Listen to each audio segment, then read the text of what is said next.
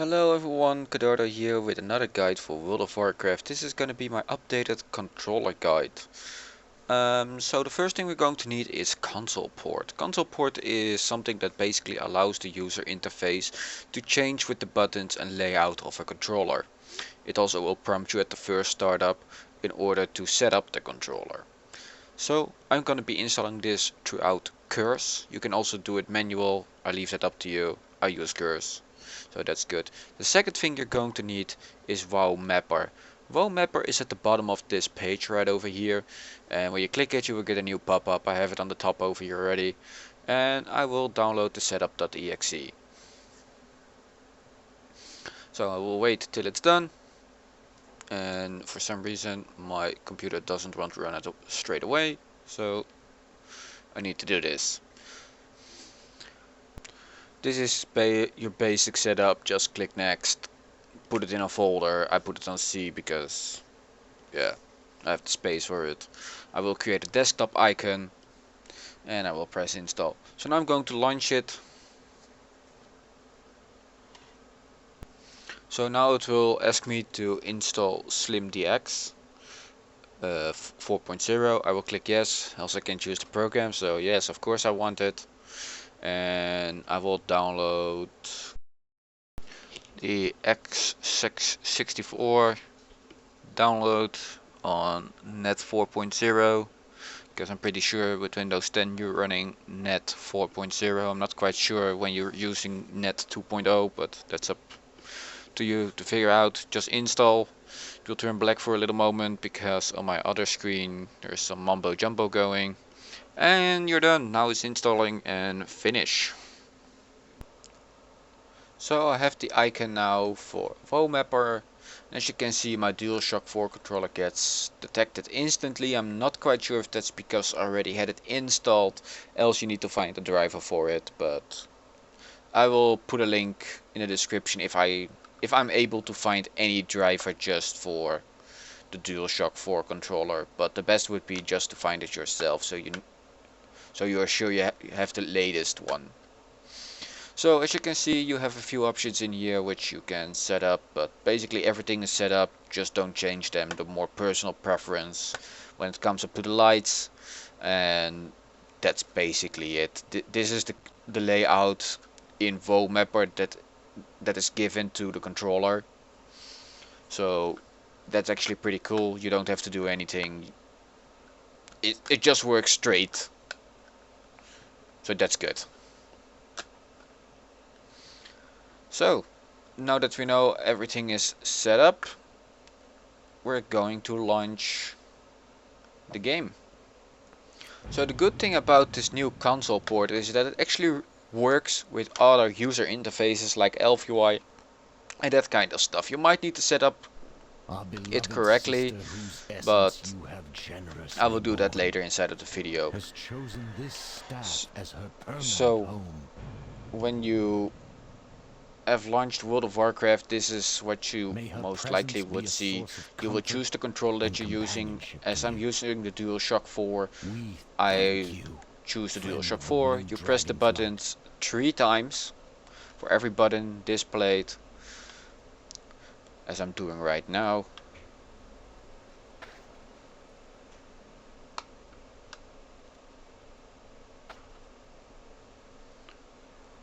And this, we're almost done. So we're done. And as you can see, I can move around with the controller. I can move the camera a little bit. Here are a few buttons that I can press. So after a little bit of messing around and doing a dungeon, I finally got supposed to the controls.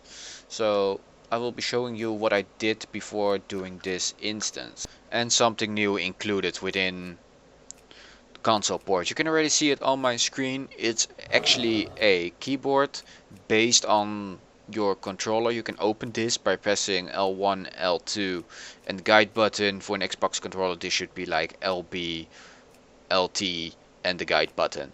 And you will open up your chat, and it's just awesome. I mean, look at it. You can move around in the circle, and in the circle there are certain letters, and by pressing the button that should be on your action buttons, you can actually type that letter. It's really awesome.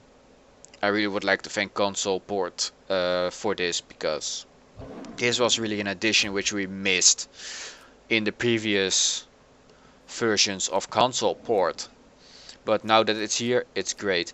Now, you want to disable your interact button inside of these options, because it will prevent you, at least it did for me, for pressing R1 or in the Xbox controller RB. You can keep double tap L1 or L2 to toggle your mouse cursor on. I disabled it because I don't know, I was messing around, but I enabled it again, and it's just awesome. It's really lovely. And now everything is working. In the menus there's actually quite a lot that you can change, and you can basically get stuff done as how you want it to set up. Here in the interface, for instance, you can set up buttons. I'm not really looking into that at the moment, but I guess it's straightforward. On the key bindings you can actually see what the buttons do, so you can get yourself familiar with the layout, and yeah, you simply know what your buttons do. And then there's the keyboard. I'm not quite sure why this is in here, but I guess it has something to do with pressable things and being able to do other stuff. I'm not quite sure. Maybe it has something to do with the circle chat as well. But yeah, that's basically it for now. It's a very easy interface, and I'm pretty sure you can get supposed to it by just playing around with it. So after everything was set up, I decided to go for a dungeon and see how familiar I was with the setup. I already did one, and now I'm gonna be doing one again for you on record. So first thing you will notice is picking up quests. So by pressing my right thumbstick, because I disabled interact, I can pick up my quests. As you can see, my R1 is working now, so that's good. Just by pressing circle, it should be going straight to the right option. If it doesn't, your mouse cursor is somewhere on or something doing, like maybe trying to move something in your bag, then it doesn't work 100%, but as long as everything is closed, it works like a charm.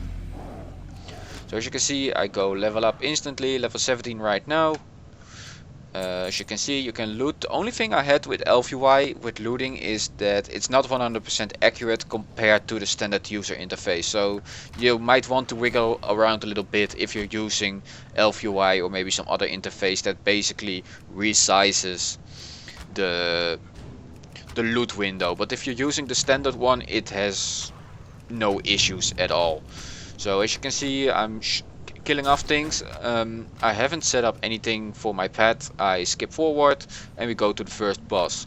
So in order to let my pet get a little bit of aggro, I just shoot basic shots at the first few seconds, and after that I start shooting. And as you can see, I'm still using my controller. This is not done on the keyboard or whatever. This is 100% real, and just like I said, it works like a charm. You're going to need a little bit of getting supposed to it, so I would suggest starting with a lower level at the first point. But it is really nicely done. It really works like a charm. And I will kill off the first boss for you guys and the last boss, and then I will show you how you can deliver your quests. So there goes boss number 1. Let's loot it and skip towards the last boss. There we are at the last boss, and let's kill this guy. I'm going to do this with half health, so I hope it's going to be fine.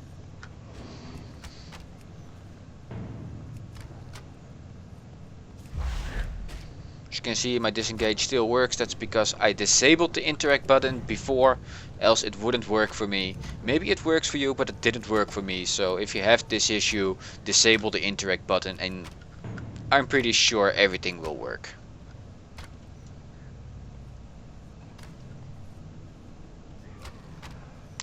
Big drums in the background.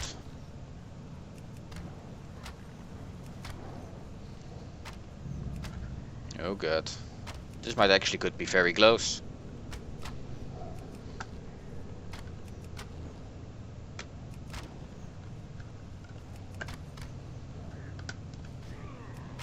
And there it goes. More is enough health, so that's good. So loot the boss. My bags are full, so I'm only going to be picking up the money. As you could see, I needed to wiggle the thing a little bit up in order to get the gold. And here's my heartstone. So now that I have my heartstone, as you can see, I cannot deliver the quest anymore instantly because it doesn't jump straight to the quest, because it's actually holding the heartstone inside of its right mouse click, so it's a little bit confused and doesn't really know if it should be going to the quest or use the heartstone or actually move it around. Interacting with quest objects is exactly the same as how you would do it normally with the mouse. If the interact button works for you, you can do it with that, but it doesn't work for me, so I'm doing it with the right thumbstick by clicking it. If it's just something simple like opening a cage, which you will see in a moment, it will just open the cage. If it's something like a lootable item, it's exactly the same as looting. It's most likely something like progressing, for example in Wailing Caverns, where you need to pick up those flowers. It will process the thing and you will get a loot option and you can easily click it. So, of course you guys want to know, would I recommend it? And I actually think it's good. It's good because it works like a charm and everything is moved to your controller right now. So in this updated version of my guide, I would highly recommend it, but there are still a few flaws which I don't think is actually ever going to be fixed. Or maybe it's going to be fixed and I leave that up to Consoleport creators in order to see what they can do with it. So what you actually can do is heal, because when pressing a heal you're going to need a target, and targeting is not one of the most easiest things at the moment. For a DPS and a tank, I don't foresee any problems at all, not any of those, but for a healer I simply don't think it's possible. AoEs on the ground, it's not 100% fluid, but it's usable.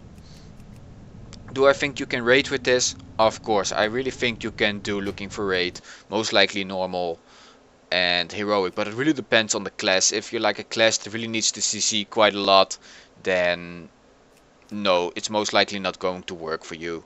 But if you're just a simple class that just has to do its damage, easily done, I won't foresee any problems in that. So I would say just give it a try. See if you can get supposed to it, and if you can get supposed to it, that's great, you can play WoW with a controller. If you can't get supposed to it, well, it's a damn shame, but at least you tried.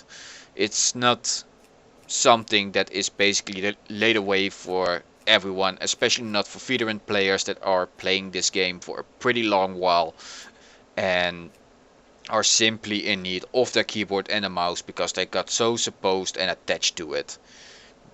They can't simply step off anymore.